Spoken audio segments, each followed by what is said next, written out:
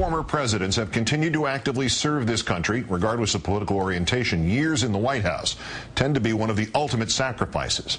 Yet this week, a former chief executive may have tendered as great a service to this nation as anyone in our past. The inclination to racism in this country still exists, said the 39th president, crystallizing a whispered fear, and it has again bubbled up to the surface. Our fourth story on the countdown, the right issues its predictable response, calling this president a Kenyan, a Muslim, comparing him to Hitler, depicting him as the homicidal joker or a witch doctor, all the while pretending to be talking about health care reform. President Jimmy Carter's remarks to NBC Nightly News bringing the discussion of racism to the center of this nation's discourse. He repeated some of those sentiments at a town hall at the Carter Center in Atlanta. I think it's unnecessary. I think it colors, if you will, this debate on health care in a very unfortunate way. He made a pun. In a written statement, Mr. Steele went on to note, this is a pathetic distraction by Democrats to shift attention away from the president's wildly unpopular government-run health care plan that the American people simply oppose.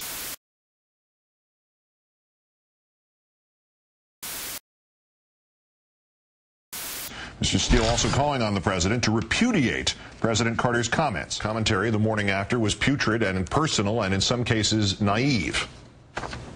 It's not just former President Jimmy Carter saying this, it's many members of Congress and other people, columnists here in the U.S., who are now race-baiting this whole topic. So it appears that this issue is not going to go away. Jimmy Carter is a nation's hemorrhoid, folks, and we don't have a tube of Prep H big enough to deal with it. Yes.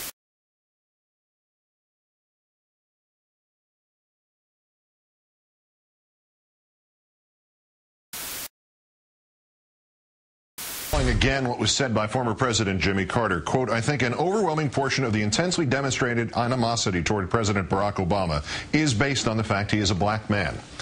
President Carter placed that claim in context of the nation's long historical struggle with racism and his own personal experience, his own witness. So in our third story on the countdown, the acrid, cutting context. The problem with claiming that Congressman Joe Wilson's outburst might have been racially tinged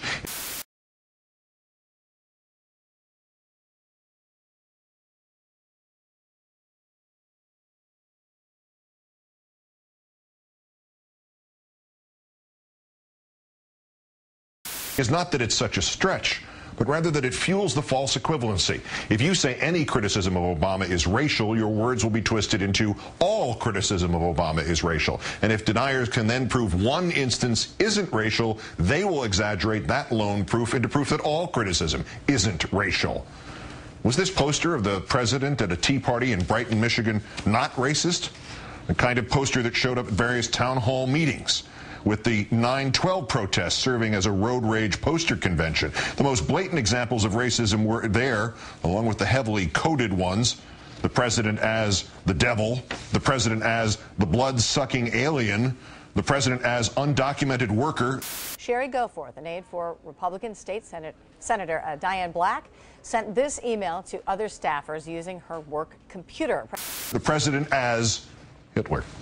And if you think that allusions to violence are not racially motivated, you may soon reconsider. The relationship between hate on the ground and hate from the airwaves of right-wing bloviators is complicated, a symbiotic, increasingly dangerous one-upsmanship. But when Rush Limbaugh says, quote, in Obama's America, the white kids now get to beat up the black kids with the black kids cheering. White kids now get beat up with the black kids cheering, basing it on a school bus incident which police determined was not over race, but over an argument over who got to sit where. That alteration is definitionally unadulterated racism. The specter of race, since the immaculation, have been Obama people.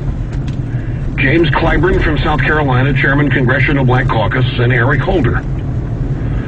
What of all this new magnanimity that we were going to have? What about all this new love? How do you feel about all this now? I'll tell you what I'm sensing out there. Not just among people on our side. Now, I'm speaking to the conservatives of you in the audience. I'm sensing the effervescence, the pulse of a backlash, of a revolution. The people, the mob, the great unwashed, the people who make the country work, whatever you wish to call them, More on Limbaugh in a moment. But that same story about a fight on a school bus was prominently played on Matt Drudge's website, surrounded by anti-Obama headlines. Context is key, but context is hardly necessary to reveal the obvious. When the president's environmental advisor, Van Jones, resigned, it was in part because this man stirred up accusations of Mr. Jones's otherness. Of course, Glenn Beck had been, as he still is, losing advertisers because of efforts by the organization Mr. Jones co-founded, Color of Change. Advertisers objecting to Mr. Beck, having said he thought Obama is, quote, a guy who has a deep-seated hatred for white people or the white culture. This guy is, I believe, a racist. Mr. Limbaugh picked up where Beck left off, pointing out that Van Jones is Obama, just as Obama is William Ayers, which is a racist double dip. Black president is the same as other troublesome black men. Black president is dangerous just like a domestic terrorist. So when Bill O'Reilly tops his show just last night with yet another segment on Acorn, he continues in the tradition of right-wing pundits and politicians who have taken isolated cases of abuse to portray Acorn as a collection of criminally minded African Americans, with the president as Acorn's poster child. Bringing us back to Mr. Limbaugh, whose consistent mission has been to denigrate Obama the candidate, Obama the president, in overtly racist terms, calling him African American and playing a song, Barack the Magic Negro, during the presidential campaign. Barack the Magic Negro lives in D.C. Whatever its origins, the song is, on its face, racist.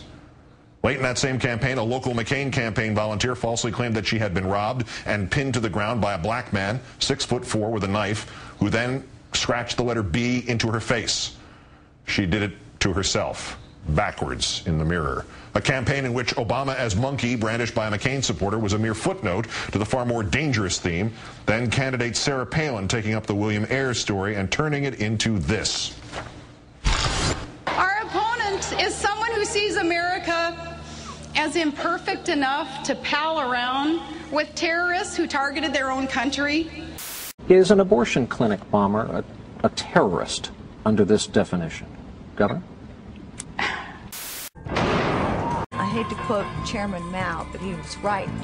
Kill one, scare 1,000. Acceptable. I don't know if you're going to use the word terrorist there.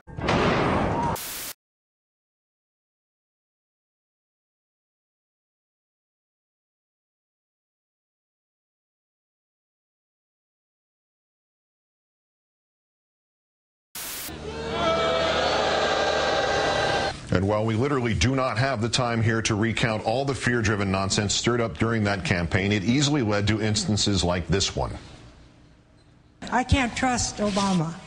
I have read about him, and he's an Arab. He is not. No, ma'am. No? No, ma'am. No, ma'am. No, ma'am. So when calls to kill him rang out at some GOP rally, who could legitimately claim that it had to be isolated from that context? Meantime, rumors about the other side and its racism never proved true but spread, like the false accusation that Michelle Obama had used the word whitey. Thus, the pain this New Yorker cover stirred was back because it was so accurately and achingly, if satirically, representational of much of what was going on back then. And then after the election, the White House watermelon picture emailed by the mayor of Los Alamitos and the New York Post dead monkey cartoon, both of a piece. And there were the underreported incidents immediately following the election of the first African-American president. In Durham, North Carolina, police officers investigated for making racial slurs on their MySpace pages. Dozens of incidents of alleged hate crimes by ordinary citizens across the country. At a Maine convenience store, a betting pool on when Obama might be assassinated. At North Carolina State University, the spray painting of "Kill That Racist Expletive" deleted. It is sickening, but it is just a sampling, and it shares the same obvious undercurrent, just as the brandishing of the Confederate flag during the campaign is mirrored by the Confederate flag at the recent 9/12 protest, just as the South shall rise again sentiment associated with states' rights finds its way to flirtations with secession, as in Texas with Rick Perry as governor. That ample and ugly context constantly supplemented by the most foul refreshers built for consumption, like Limbaugh wondering, quote, if Obama's brother is still in the hut, end quote.